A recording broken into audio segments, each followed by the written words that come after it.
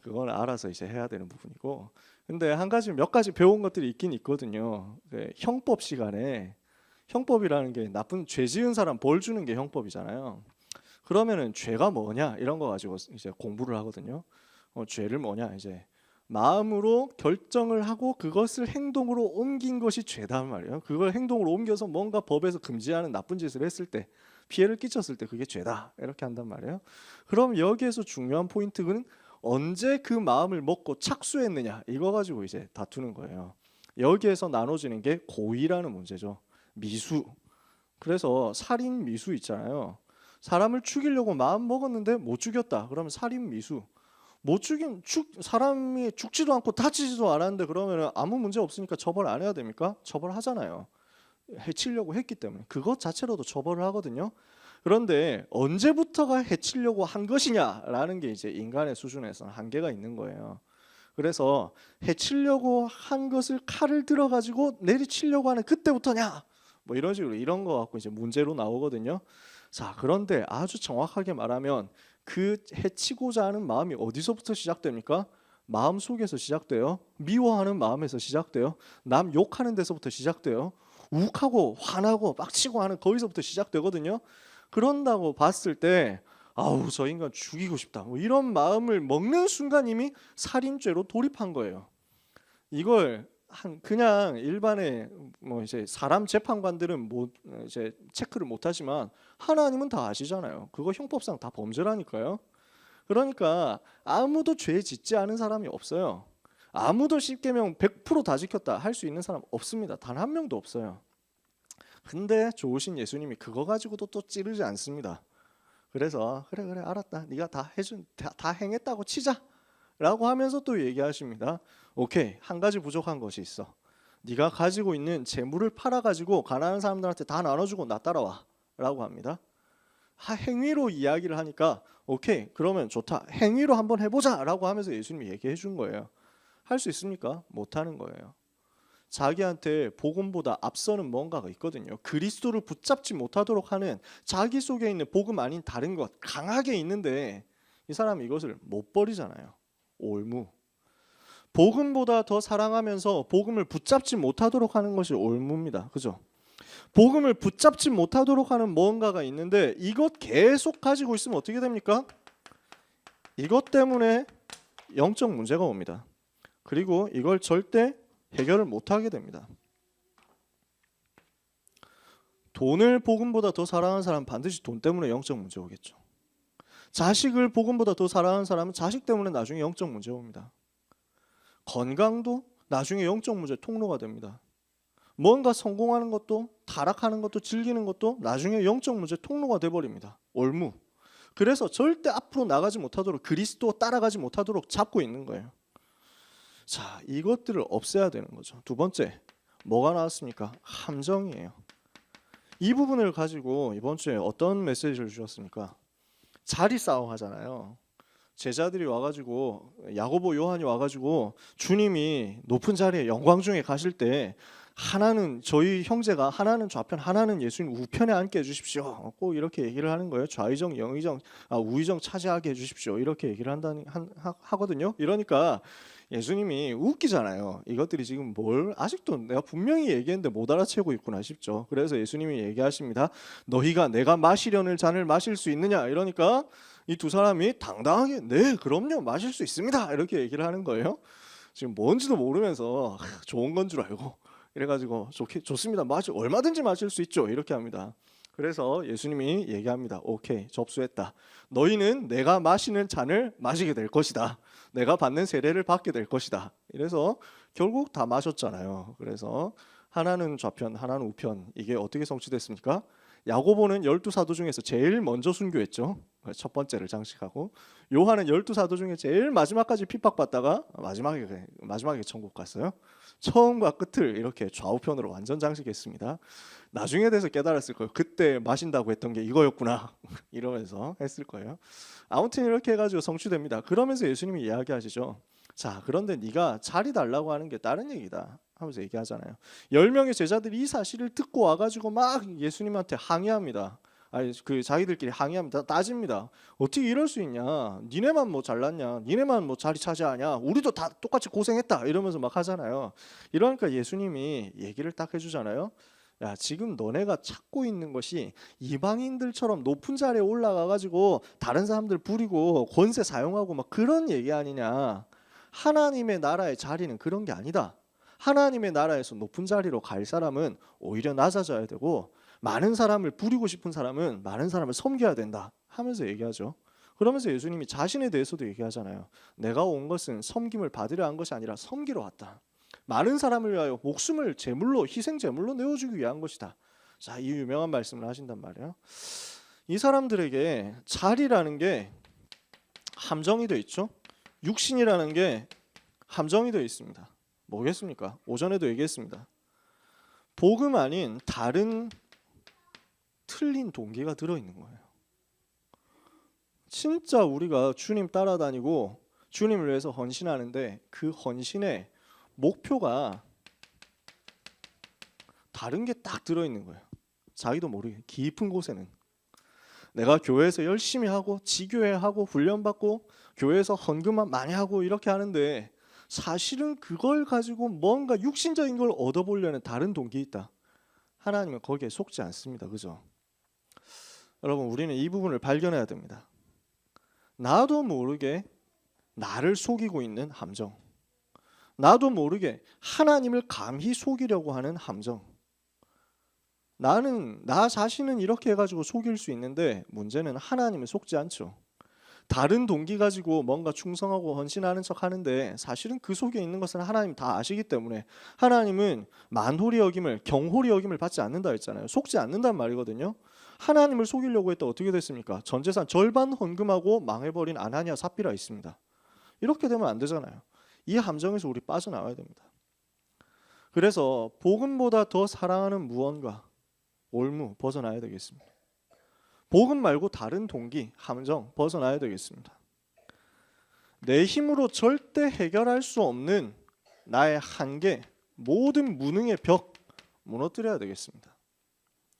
지금 맹인, 거지, 바디메오가 자기가 지금 벽에 부딪혀 있잖아요. 절대 안 되는 부분이거든요. 자기 힘으로 눈 멀어 있는 이 상태를 고칠 수가 없잖아요. 거지되어 있는 이 상태에서 스스로 힘으로 빠져나올 수가 없거든요. 운명사주팔자입니다. 절대 불가능의 상태입니다. 그런데 지금 이 부분을 깨트리는 답을 발견한 거예요. 다윗의 자손 예수여 나를 불쌍히 여기소서. 이것 한 가지면 되는구나. 이걸 발견했어요. 그죠? 이렇게 해가지고 무너뜨린 거예요. 그런데 많은 사람들은 지금도 이 한계에 부딪혀 있다니까요. 나는 안 된다라고 생각합니다. 나는 할 수 없다라고 생각합니다. 그거는 내가 못하는 것이다 이렇게 생각합니다. 오늘 밤에 우리는 모든 무능, 모든 무기력, 모든 무응답, 모든 가난의 한계 무너뜨려 버려야 되겠습니다. 오늘 우리만으로 할 수 있다. 오늘 목사님 말씀하시잖아요. 50주년의 헌당 다른 사람 안 도와줘도 우리만으로 충분히 할 수 있다. 우리가 생각하고 있는 모든 한계 무너뜨려 버리는 순간 이 응답 올 줄 믿습니다. 모든 벽을 무너뜨리는 성령 충만 받게 되시기를 예수님의 이름으로 축복합니다. 자, 올무, 함정, 벽. 내가 생각하고 있는 나 중심, 결국에는요. 내가 복음보다 더 사랑하는 것, 올무. 내가 가지고 있는 뭔가 잘 됐으면 좋겠다는 함정. 그리고 나는 안 된다고 생각하는 나의 벽. 결국 나 중심으로 되어 있고 육신 중심으로 되어 있고 세상 중심으로, 성공 중심으로 되어 있는 이 올무 함정 벽을 무너뜨려야 되는데 이거 하려면 오직 복음 한 가지로 결론이 나야 되거든요. 오직 그리스도 한 가지로 결론이 나버려야 돼요. 그래서 그 결론 내고 승리한 사람에 대해서 오늘 오전에 얘기했는데 그 사람 바울이었습니다. 그래서 사도행전 21장에서 26장까지 오늘 아침에 다 얘기했거든요. 바울, 전도자 바울이 뭐 했냐? 오직 복음 가지고 요 세 가지 넉넉하게 이길 수 있는 결론을 낸 거예요. 그런데 이 세 가지를 결국 못 넘어선 사람이 오늘 저녁에 이야기하게 되는 솔로몬입니다. 자, 그럼 뭐가 달랐을까요? 이 부분을 우리가 조금 이야기를 해봐야 되겠습니다. 솔로몬이 어떻게 시작했습니까? 오늘 역사서 이야기를 하고 있잖아요. 임금들에 대한 이야기거든요. 솔로몬이 어떻게 시작했습니까? 솔로몬이 어디에서 태어났죠? 누구에게서 태어났죠? 다윗과 바세바에게서 태어났습니다. 굉장히 의미가 있거든요. 솔로몬은요, 부모님이 가지고 있었던 영적 상태 속에서 태어났는데 어떤 영적 상태였을까요? 죄를 지었잖아요. 다윗이 다윗하고 바세바 이 관계는 정상적인 관계가 아니잖아요. 불륜을 통해서 생겨진 관계거든요. 억지로 수습은 됐는데 이게 나중에 다 들통났잖아요. 하나님 앞에서 확실하게 이렇게 선언을 확실하게 하나님 말씀하잖아요. 이게 잘못됐다고. 이렇게 해서 공개적으로 회개하고 치유받고 이렇게 됐단 말이에요. 그렇게 하고 나서 태어난 사람이 솔로몬이에요. 죄에 대한 회개 속에서 태어났습니다. 그리고 하나님에 대한 간절함 속에서 태어났습니다. 이게 시편 51편에 보면 나오죠. 다윗의 고백이 나와요. 하나님이여 나를 긍휼히 여기 나를 불쌍히 나를 용서해 주옵소서. 내가 하나님 앞에 범죄했습니다. 하나님 제발 나에게서 떠나지 마십시오. 말아 주십시오. 나를 구해 주십시오. 이거 간절하게 기도합니다. 그러면서 하나님이 주시는 용서를 체험하고 은혜를 체험했습니다. 그죠? 하나님이 나를 용서하시는, 하나님 나를 치유해 주시는구나. 하나님 나에게 은혜 주시는구나. 이것을 체험한 속에서 태어난 거예요. 시편 51편 전체를 우리가 봐야 되겠지만 17절에 보면요. 하나님이 원하시는 것은 상한 심령이다. 하나님께서는 통회하고 애통해하는 그 심령을 버리지 않는다. 이것을 체험한 다윗과 바세바 사이에서 태어난 게 솔로몬이에요. 자, 죄의 결과로 태어난 그 육신의 타락과 정욕의 결과로 태어난 아이는 죽었어요. 태어나자마자 얼마 안 돼가지고 죽었어요. 그리고 하나님 앞에서 결단하고 회개하고 치유받고 용서받은 다음에 태어난 사람이 솔로몬이에요. 그러니까 복음의 체험 속에서 태어난 렘넌트가 솔로몬이었습니다. 그러면서 아버지 다윗이 솔로몬에게 언약을 굳게 붙잡도록 딱 전달합니다. 너는 힘써 대장부가 되라. 절대 하나님 말씀 떠나지 마라. 절대 복음 떠나지 마라. 이걸 알려주죠. 언약과 함께 복음 떠나지 말 것을 미션으로, 성전 건축할 것을 미션으로 전달받은 렘넌트였습니다. 열왕기상 2장 1절에서 9절에 나오는 내용은 다윗이 주는 유언입니다. 유언을 가지고 언약을 정말로 붙잡도록, 미션을 정말 붙잡고 실천하도록 전달받습니다. 이게 렘넌트로 자라난 솔로몬이었죠. 그러면서 어릴 때부터 하나님이 주셨던 지혜를 풍성하게 누렸던 기록이 나옵니다. 열왕기하 2장 9절에 보면요, 너는 지혜 있는 사람이다 라고 다윗이 평가를 해요. 솔로몬 보고 네가 지혜가 있으니까 이것을 잘 해결해라, 기도하면서 잘 인도받아가지고 해결해라 하면서 미션 남기거든요. 어릴 때부터 지혜 있었다는 거죠. 네 번째, 왕이 돼서 어떻게 했습니까? 예배 성공했잖아요. 그것도 그냥 예배가 아니라 1000번째 생을 드리는 예배에 성공했습니다. 그리고 그 예배 성공을 통해서 오는 기도 응답을 체험하고 왕의 임기를 시작한, 왕의 직무를 시작한 렘넌트였습니다. 그래서 열왕기 하가 아니고 열왕기 상이죠. 열왕기상 3장에 나오는 내용이 15절까지 내용이 솔로몬이 기도하고 예배하고 응답받았던 그 내용입니다. 자, 이렇게 시작을 했어요. 솔로몬은 어떤 사람이었냐? 어떻게 시작한 사람이었냐?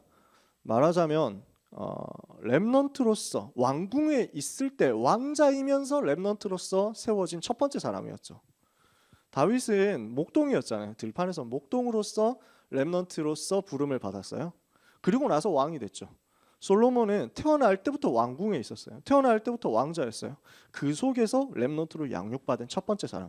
앞으로 많은 왕들이 나오지만 그 왕들 중에서 렘넌트라는 단어를, 렘넌트라는 비밀을 임금인 부모님한테 들으면서 왕궁에서 자란 첫 번째 렘넌트, 이렇게 볼 수 있습니다. 자, 이렇게 해서 시작을 제대로 했거든요. 복음 안에서 시작을 했어요. 그러니까 하나님이 솔로몬에게 많은 응답을 주시죠. 솔로몬이 받은 응답들입니다. 우리가 이 내용에 대해서 사실 되게 잘 알고 있죠. 자, 첫 번째 뭐가 나오니까 일단 지혜를 가지고, 하나님이 주신 지혜를 가지고 하나님이 맡기신 백성들을 잘 다스렸습니다. 그래서 나라가 되게 번성하게 됐죠. 그냥 번성하고 끝나는 게 아니라 온 나라에 평화가 있었다고 했습니다. 열왕기상 4장 20절에서 34절까지 내용에 보니까 자세하게 좀 설명이 되어 있습니다. 어떻게 경제적으로 번영했고, 어떤 나라들을 다스렸고, 어떤 나라들하고 전쟁이 없게 됐고, 뭐 이런 내용들이 쭉 적혀 있습니다. 그러면서 자기가 왕으로서 즉위하고 나서 4년째 되는 해에 비로소 성전 건축을 시작했습니다. 주변 나라 정세 이런 것들을 보고 전쟁이 일어나면 성전 지을 수 없다 이렇게 본 거예요. 그래서 평화롭게 지낼 수 있도록 모든 것을 다 이제 점검을 했어요. 전쟁 나면 건강한 사람들, 뭐 일할 수 있는 사람들 다 전쟁터로 내보내야 되잖아요. 이러니까 성전 건축 공사를 제대로 못한다고 생각을 한 거예요. 이러니까 정확하게 다 해놓고 나라를 안정시켜놓고 그 다음에 뭐 이렇게 왕권 이런 것들 방해하는 내부의 세력들을 다 소탕하고 온 나라가 평화롭게 되고 주변 나라에서 전쟁 안 하게 되고 조공 다 바치게 되고 이렇게 해서 국경선 방어에 대한 부담이 없어졌을 때 이때 성전 건축을 시작해서 7년 만에 성전 건축을 완성시키죠. 자기에게 주어진 최대 미션이었는데 이걸 완성시켰잖아요. 이렇게 해가지고 하나님 앞에 봉헌하는 내용이 열왕기상 8장입니다. 여기에 많은 내용들이 나오는데요. 첫 번째, 이 성전은 어떤 성전이었습니까? 복음을 나타내는 성전이 됐습니다. 전 세계 여호와를 설명하고 여호와를 나타내는 성전, 여호와의 영광이 나타나는 성전. 8장 27절에서 계속 나오는 내용이지만요. 27절에서 30절에 보면 하나님이 참으로 땅에 거하시겠습니까? 하늘과 하늘들의 하늘이라도 주님을 용납할 수 없겠거든. 하물며 내가 건축한 이 성전이겠습니까? 그러나 내 하나님 여호와여, 주의 종의 기도와 간구를 돌아보시며 이 종이 오늘 주 앞에서 부르짖음과 비는 기도를 들으시고 내 이름이 거기 있으리라 하신 곳 이 성전을 향해서 주의 눈이 보시고 주의 종 이곳을 향해서 비는 기도를 들으시고 이곳을 향해서 주의 백성이 기도할 때 하나님이 간구를 들으시고 죄를 용서해 주시옵소서. 죄 용서받는 게 복음밖에 없잖아요. 복음 말고는 죄 용서받고 모든 문제 해결받을 길이 없거든요. 그런데 이 성전을 향해서 기도하고 주님 바라볼 때 용서받는 역사가 일어나게 해 주옵소서. 복음이 이 성전 안에서 나타나도록 기도를 한 것입니다. 요걸 제대로 알고 본 거죠. 열왕기상 8장 27절에서 30절 말고도 죄 용서에 대한 이야기가 계속 나와요. 두 번째, 이 성전이 오늘 읽은 본문인데요. 이방인까지 살려내는 선교의 성전이 되게 하옵소서. 이걸 놓고 기도했어요. 8장 41절에서 43절. 저는 이 구절이 정말 마음에 들더라고요. 이방인이라고 할지라도 와가지고 뭐 주의 이름을 위하여, 이스라엘에 속하지 않은 사람, 주의 이름을 위하여 먼 지방에서 온 이방인이라도 주의 크신 이름과 주의 능한 손과 주의 펴신 팔의 소문을 듣고 와서 이 성전을 향해서 기도하면 하나님께서 들으시고 이방인이 주께 부르짖는 데 이루어 주시고 땅의 만민이 주의 이름을 알게 하시고 주의 백성 이스라엘처럼 경외하게 하시며 주의 이름으로 일컫는 줄, 이 성전이 주의 이름으로 일컫는 줄 알게 하옵소서. 선교를 위한 성전이 되게 하옵소서. 바르게 발견하고 기도했어요. 이러니까 이런 부분은 하나님이 기뻐하시죠. 응답하실 수밖에 없어요. 그리고 또 한 가지가 나옵니다. 흩어진 자가 돌아오게 하는 성전이 되게 하옵소서. 이걸 놓고 기도했어요. 그래서 우리가 오늘 읽었던 본문이에요. 46절부터요. 범죄하지 않는 사람이 없지 않겠습니까? 그들이 주께 범죄함으로 주께서 그들에게 진노하사 그들을 적국에게 넘기셔서 적국이 그들을 사로잡아 원그를 막론하고 적국의 땅으로 끌고 갔을 때 그들이 사로잡혀간 땅에서 스스로 깨닫고 그 땅에서 돌이켜 주께 간구하기를 우리가 범죄하여 반역을 행했나이다 하고 그 땅에서 온 마음과 온 뜻으로 주께 돌아와서 하나님께 기도하거든 하나님 회복시켜 주시옵소서. 요 그대로 성취되잖아요. 남은 자, 흩어진 자들이 포로되어 간 그 땅에서 성전을 향하여 예루살렘을 향하여 하나님께 간구하고 회개하고 이 시대를 회복시켜 주시옵소서. 기도하는 운동이 일어나도록 됐잖아요. 8장 46절에서 나오는 내용이죠. 46절에서 51절까지. 흩어진 자가 그 흩어진 곳에서 복음을 회복시킬 수 있도록 하는 성전이 되게 하옵소서. 그래서 복음 회복, 전도 선교 회복, 렘넌트 회복, 이게 성전 속에 담겨진 미션이었는데 이걸 솔로몬이 잘 알고 실천을 한 거죠. 이 미션을 성취를 한 것입니다. 우리가 이 성전을 하나님께서 주셨는데요. 우리 제3성전을 하나님께서 주셨는데요. 이 성전이 이 복음 나타내고 전도 선교하고 렘넌트 살리는 성전이 될 줄 믿습니다. 우리 최근에 요즘 메시지 받고 있는 내용인데요. 우리가 어떤 성전을 하나님께 드려야 되겠냐, 우리의 성전이 어떻게 쓰임받아야 되겠냐. 최근에 말씀 나온 것 중에 다민족을 위한 성전이다. 그래서 지금 헤롯 성전이 이거 놓쳐가지고 이방인의 뜰에서 장사하고 다민족에 대해서 완전 놓쳐버렸으니까 예수님이 진노하셨다 했잖아요. 초대교회는 이걸 완전 뒤집어 버렸다고. 성전 중심으로 했던 막 성전에서만 모이고 했던 것들을 전부 다 현장으로 파고들고, 그리고 이스라엘 민족 선민사상 잡혀있는 이 사람들이 이걸 뒤집어가지고 다민족 다 살려고 15개 나라 살려내는 선교 문으로 만들고 전부 뒤집어 버렸거든요. 우리가 그 응답 받게 될 줄 믿습니다. 하나님이 주신 얼마나 아름다운 성전입니까? 얼마나 좋은 성전입니까? 제가 살고 있는 성전이기도 한데요. 이 성전이, 이 귀한 성전이 진짜 복지를 가지고 세상과 현장, 지역 살리고 또 민족 세계 살리는 선교의 센터가 되고 다민족 살리는 응답의 센터가 되도록 여러분 꼭 기도해 주시기 바랍니다. 우리 지역에 다민족들이 이제 꽤 있습니다. 저기 막 천호동, 풍납동 이쪽에 가면은 중국 사람들도 많이 삽니다. 마천동 이런 쪽에도 꽤 살 거예요. 찾아보면은 우리 지역에도 다민족들이 있습니다. 우리가 건져낼 준비를 마음속에 했으면 좋겠어요. 진짜 선교를 위한 성전, 다민족을 위한 센터 되도록 우리가 함께 기도하고 인도받아 나갔으면 좋겠습니다. 이렇게 하니까 전 세계에 소문이 나잖아요. 이렇게 성전을 어마어마하게 세워놓고 나라를 잘 다스리고 하니까 온 세계의 부가 진짜 막 이스라엘로 완전 몰려든 거예요. 여기서 뭐 무역도 많이 하고 그 다음에 뭐 모든 이런 막 희한한 신기한 것들 이런 것들도 다 이스라엘로 모여들고 뭐 이렇게 합니다. 어느 정도 무역을 했던지 다시스에서 오는 배가 이스라엘까지 와가지고 다 물건 실어가고 나르고 뭐 이렇게 했다니까요. 다시스는 스페인 동네거든요. 지금 따지면. 그러니까 그 시대 이스라엘에서 스페인까지 배가 왔다 갔다 했으니까 대단하죠. 나중에 보면 스페인 가는 배 한 번 나옵니다. 그 배를 타고 갔다가 큰일 날 뻔했던 사람이 요나. 그래서 다시스로 배 타고 가다가 망할 뻔했죠, 그죠? 자, 전 세계 소문이 나가지고 알려지게 됐는데 열왕기상 10장에 나오는 내용 쭉 설명합니다. 그래서 저 아프리카에서 스바 여왕이 와가지고 소문 듣고 와서 도대체 얼마나 솔로몬 지혜롭고 화려하길래 이렇게 소문이 났냐 하고 와 보니까 말로 들었던 거는 이걸 직접 와서 보니까 비교가 안 된다 이러면서 너무 대단하다. 당신의 하나님 너무 대단하다 이러면서 하고 갔죠. 자, 이렇게 하면서 또 많은 작품도 남겼습니다. 이 작품을 가지고 복음을 설명하게 됐는데요. 잠언, 또 아가, 시편에서도 또 작품을 남겼죠. 이런 작품들을 남겼어요. 젊은 시절에 남긴 거죠. 아가서는 젊은 시절 왕 되자마자 거의 직후에 남겼던 작품이고 잠언은 왕으로서 굉장히 원숙했었던 시절에 남긴 작품입니다. 근데 여기 전도서를 안 썼어요. 왜냐하면 전도서는 말년이거든요. 근데 아가의 분위기, 잠언의 분위기하고 전도서 분위기 되게 많이 다르잖아요. 왜 그렇죠? 놓쳤으니까. 이 응답 속에서 지속해야 되는데 솔로몬이 이 비밀을 지속할 수 있는 힘이 없었어요. 영적인 힘이 없었죠. 이렇게 해가지고 실패하게 되는데요. 우리가 잘 알고 있는 내용입니다. 이것도. 자, 어떻게 실패하게 됐습니까?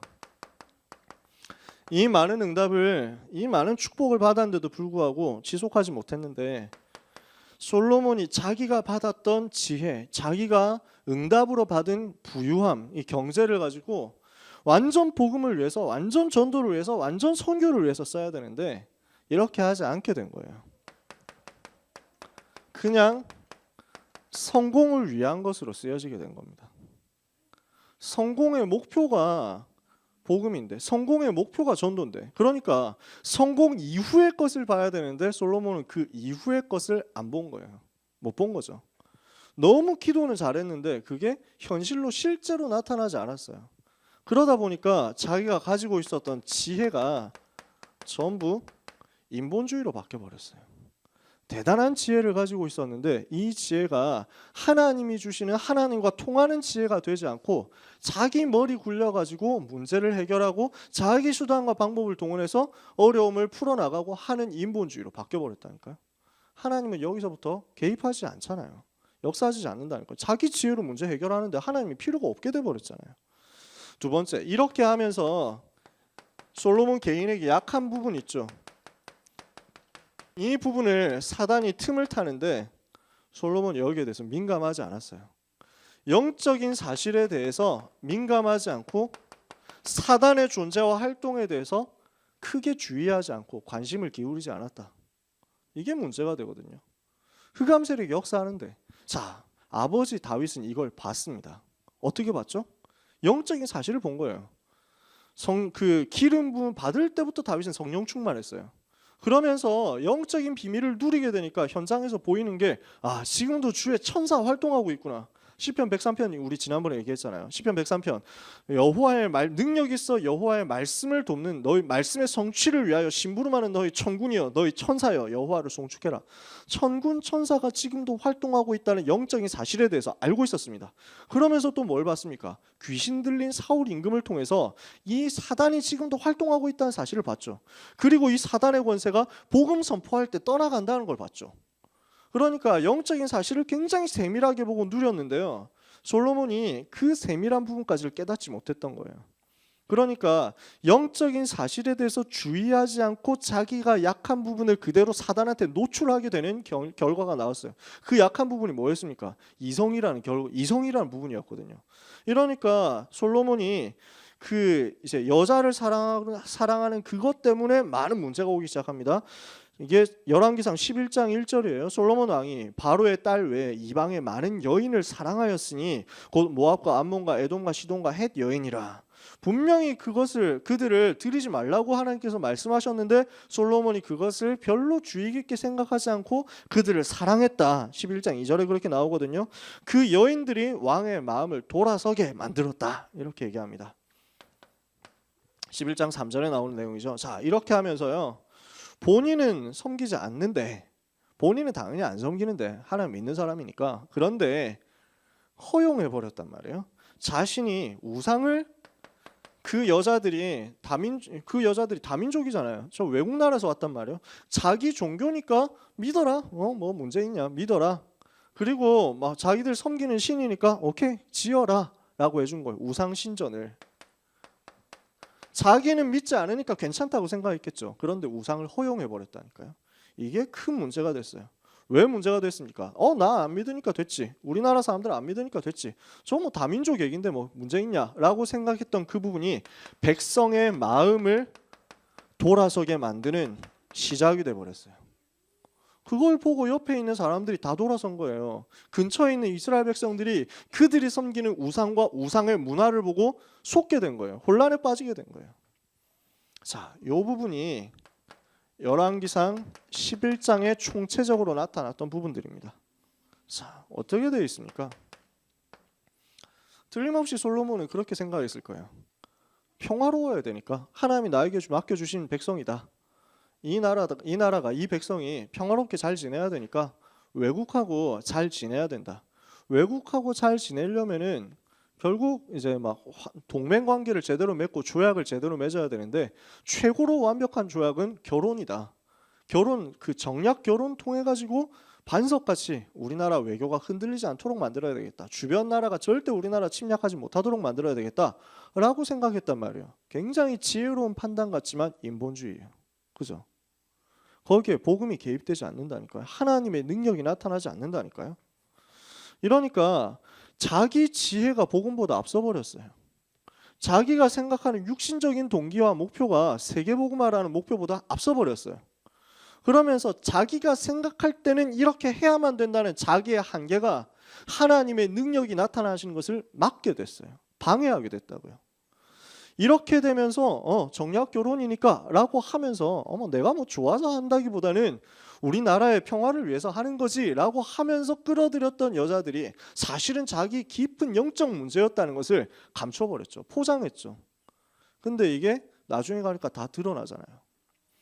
그러면서 그 여인들이 왕의 마음을 돌아서게 하고 약하게 하면서 자기 나름대로 다민족에 대한 지원이다라고 생각했던 것이 큰 영적 문제로. 그래서 저는 이 말씀 준비하면서 우리나라 생각을 많이 하게 되더라고요. 다민족 정책에 대해서. 지금 그 서울에 있는 대학에서 외국인 유학생들이 굉장히 많이 있는데요. 이 유학생들을 위한 센터를 곳곳에 이제 설치해 놓고 있습니다. 그래서 제가 나왔던 한양대학교에서도 이제 사우디아라비아 클럽이라는 게 생겼대요.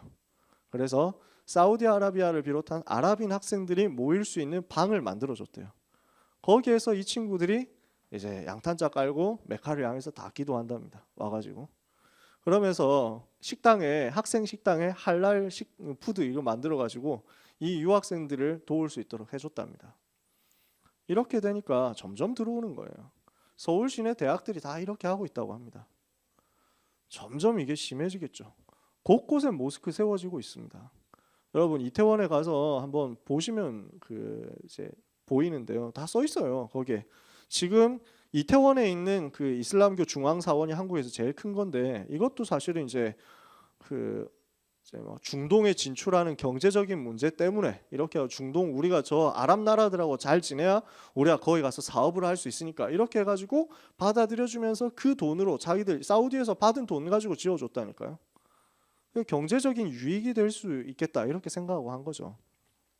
근데 이렇게 해가지고 허용한다. 나중에 어떻게 되겠어요? 우리가 다민족 받지 말자는 얘기가 아니에요. 저 나라 사람들 오는 것을 막아야 된다 이런 얘기가 아닙니다. 뭐 하도록 만들어야 와서 자기들 생활 그대로 유지하도록 놔두면 안 된다는 거예요. 자기들이 돈 벌고 싶으면 얼마든지 와라는 거예요. 대신에 이 나라의 문화, 이 나라의 법률 준수해라. 이거 딱 조건 가지고 해야죠. 자기들이 급하면 그렇게 와서 할 거 아니에요. 이러면서 자기들이 점점 복음에 노출되도록 만드는 게 바른 다민족 시스템인데, 바른 다민족 정책인데 지금 우리나라 어떻게 해가고 있냐면은 자꾸 이 사람들을 끌어들여야 우리가 돈이 되니까 라고 생각하면서 맞춰주는 거예요. 이렇게 되면 큰일 나거든요. 근데 점점 많아지잖아요. 할랄 식품 이거 이슬람 교도들을 위한 식품 만들어주죠. 그러면서 기도처 만들어주고 장소 만들어주고 이렇게 하죠. 이러다가 저 유럽처럼 돼버리면 큰일 나는데 미국처럼 돼버리면 큰일 나는데 점점 그렇게 가까워지고 있죠. 오늘 낮에 본 소식인데 어떻게 되었냐 하니까 미국에 이제 그 성경 관련된 이제 기독교 서적 출판 대회가 있어요. 기독교 서적 박람회 같은 게 있는 거예요. 그래서 이거 뭐 영어로 뭐 BS 뭐라고 하던데 하여튼 막 있어 비블리컬 뭐 북스인가 하여튼 막 그래요. 비블리컬 리터리처. 그래서 기독교 관련 성경과 관련된 모든 저작물들을 모아가지고 대회를 하는 박람회를 해요. 출판 대회를 하는 거죠. 근데 거기에 IVF라는 회사 출판사에 대해서 금지령을 내렸다고 합니다. 너네는 못 온다. 왜? 동성애를 비판하는 책을 썼기 때문에 너희는 오면 안 된다. 이렇게 했다는 거예요. 동성애는 죄니까 회개해라 하는 책을 IVF에서 냈는데 그거 가지고 트집을 잡아서 이 당신 회사, 당신 출판사는 우리 박람회에 올 수가 없습니다. 이렇게 됐다는 거예요. 맞습니까? 틀렸습니까? 완전히 지금 영리로 뒤집어졌다니까요. 이게 사단의 전략인데 넘어가 버렸어요. 미국은 이미 그렇게 넘어가 버렸어요. 이걸 가지고 반대한다 하면은 되게 조롱당합니다. 그런데 기독교에 대해서 다른 종교에 대해서 이야기하면 그 종교 존중해줘야지 이러면서 마음대로 하게 해줘라 이렇게 합니다. 근데 기독교 가지고 나타내려고 하면은 종교적인 거 하지 마라 이렇게 해가지고 막 씁니다. 웃기는 세대가 됐습니다. 한국이 그렇게 되면 되겠어요? 우린 진짜 기도해야 됩니다. 사단에게 틈을 주면 안 되겠죠. 진짜 나라를 위해서 이 시대를 위해서 영적 싸움 해야만 되겠습니다. 이렇게 됐더니 어떻게 됩니까? 자기는 이렇게 해서 나라를 반석같이 만들겠다라고 생각했는데 반대의 결과가 왔죠. 재난이 들어오기 시작합니다. 전쟁이 들어오기 시작합니다. 막 반란이 일어나기 시작해요. 이거 열왕기상 11장 9절에서 40절 뒷부분에 나오는 내용이거든요. 하나님이 더 이상 역사하지 않는 거예요. 그러면서 자기는 외교관계 완벽하게 해놨다라고 생각했거든요. 근데 그렇게 될 수 있습니까? 그 지혜로웠던 솔로몬이 뒤통수 맞습니다. 자기는 파라오 애굽의 그 이집트의 파라오 딸을 지금 공주를 자기 왕비로 맞이했단 말이에요. 그것도 제1 왕비로 맞이했어요. 이렇게 됐으니까 이집트하고 우리 사이는 반석 같아. 절대 걱정할 거 없다라고 생각했는데 이집트에서 뭐 하고 있었냐면 이 이스라엘 나라에 반란 일으키려고 하는 에돔의 왕자를 보호해가지고 숨겨줍니다. 그러면서 파라오가 너무 마음에 들어가지고 자기 처제를 결혼시켜줍니다. 이렇게 해가지고 보호하고 있다가 솔로몬 이제 힘 빠질 때 되니까 가가지고 싸우라 하면서 뒤에서 지원해줍니다. 겉으로는 우리는 너의 동맹국이다. 이스라엘하고 애굽은 확실한 동맹관계다. 이렇게 해놓고 뒤에서는 딴짓해가지고 반란 일으키도록 만들어주고 여기에 솔로몬이 전혀 대응을 못한 거예요. 안타깝게도 그 지혜로웠던 사람이에요. 자, 이렇게 되고 어떻게 됩니까?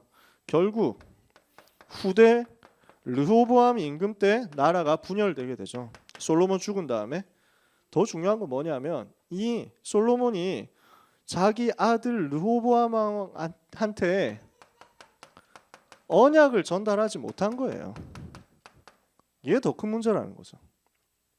나라가 잘 된다 안 된다, 그 후대에 나라가 좀 어렵게 됐다, 이게 문제가 아니라 르호보암 왕이 완전 하나님 떠나 있잖아요. 복음에 대해서 완전 놓치고 있거든요. 그리스도가 뭔지 피제사가 뭔지 완전 놓치고 있어요. 후대에게 언약 전달 실패된 거죠.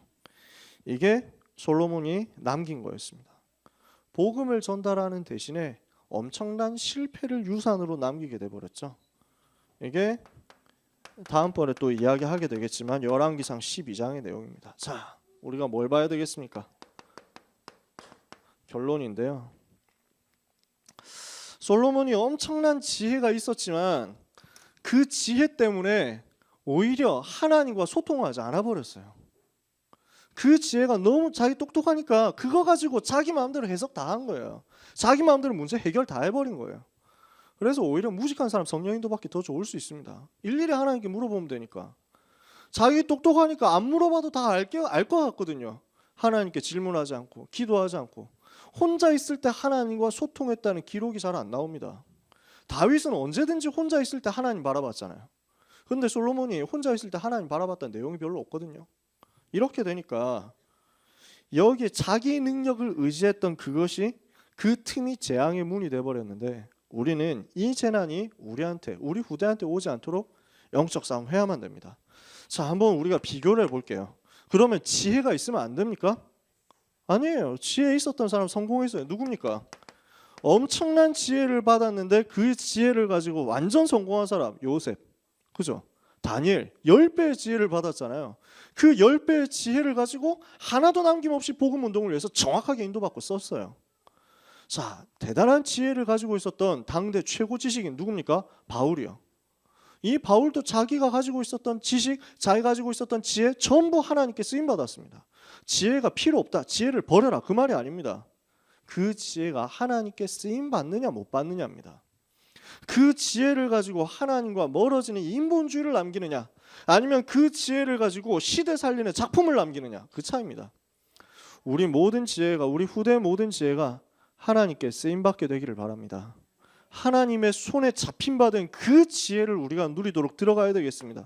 그래서 우리는 어디로 가야 됩니까? 골로새서 2장 2절에서 3절. 뭐죠? 그리스도 안에 지혜, 지식, 모든 보아 감춰져 있다. 그래서 이걸 제대로 알았던 바울이 뭐라고 고백합니까? 나는 다른 지혜 필요 없다는 거예요. 그리스도를 아는 지식이 가장 고상하다는 거예요.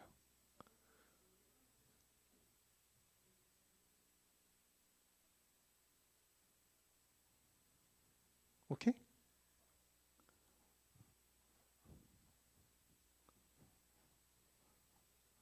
제가 어디 가서 설교할 때 다른 사람 떠드는 거 절대 가만 안 있거든요. 그지? 뭐 넘어가도 되는데 훈련해야지. 예배 시간은 어떤 건지 훈련 받아야 돼. 알겠죠? 내가 니네 싫어하거나 미워하거나 하는 거 아니다. 우리 2달 후에 중고등부 올라오면 그때 또 자, 훈련 받도록 하자. 중고등 분위기는 그래요. 그치 주은아? 네. 누가 떠들어 우리 중고등부에서? 제가 성격이 더러워서 그래요. 자는 사람 딱 한 명 있는데 일심전심지속으로 복음을 누려.